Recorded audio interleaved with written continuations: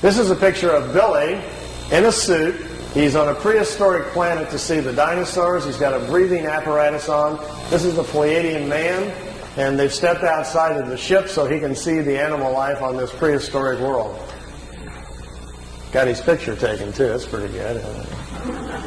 This jumps back here to, remember the Apollo-Soyuz hookup, us and the Russians back in '76? Billy asked him if he could go up and watch it. They said, okay. They took him up. There's several pictures here of the Apollo-Soyuz hooking up with Earth in the background. Some of the wildest pictures he's got. I mean, just look at the vantage point. The planet's in the background. How else would you get this picture unless you were up there at that particular vantage point? Not a lot of people have that in their photo albums, you know. You can imagine the people at NASA would crack up, you know. They'd probably find it a little hard to believe at first, but they don't have pictures like this. Here it is when it's just hooked up. There's Earth in the background, and here's the two capsules coming together. This is the top of the mothership. There's windows, but there was nobody in the windows as they came into it. We really missed out here. Billy shot, he said, 3 or 4 rolls of film inside the mothership, talking to people and going up and down the halls and so forth. He lost all of the pictures. They were all stolen from him. We've only got 2 or 3 of them left, and they're really practically nothing. This is a prehistoric Earth. They're back in time. That's Earth in the background. That's a moon in front of Earth, and he's looking over the surface of another moon. At that point, they told him there were 2 moons in orbit around planet Earth. We think we're about 60 million years back. Here's another picture over the surface. Neither one of those moons is currently the moon that's in orbit now. The moon that's in our orbit now, they say, has only been there around 5 million years. Look at this one. This is another piece of equipment in orbit around Mars, and it's huge. It's like a space station, and it's in orbit around the planet. It's also from Earth. We haven't heard anything about that, have we? Here's the dinosaur pictures. Billy's back inside the ship, and there's a viewing screen in the craft, and he says he's taking these pictures. Here's our first dino. He's got kind of gold-brown skin, got large hind legs, short forelegs, and a head that looks kind of amphibian, like a vegetarian type. Here's the second one. There's a bird here apparently dropping some food or something. Is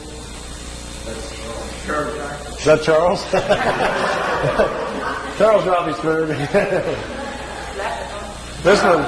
This one's pretty hard to see. Here's the head of some sort of creature crashing through some bushes here. It's hard to tell. I know it's probably hard to see these anyway from back there, but just the idea that someone could actually go back in time just really gets my brain going. There's a bird. There's his eyes, some pretty nasty looking teeth. First flight around our solar system. Here's a picture of Mars. By the way, this is not a professional tape. As you can see, these pictures are in a picture album, and I've just got my camcorder out, and Wendell and I are flipping through the pictures. So this is not a produced tape for you to look at. So it'll probably never be on the market, but at least you get a chance to see some of these pictures. This is Mars just from a different direction with the sun very bright on it. Now, here is Mars, but here's one of these satellites. It's in orbit around Mars, made on Earth, unannounced, and is in orbit. This is the spring of 1976, and this device is in orbit around Mars. I don't know exactly who made it or who put it up there.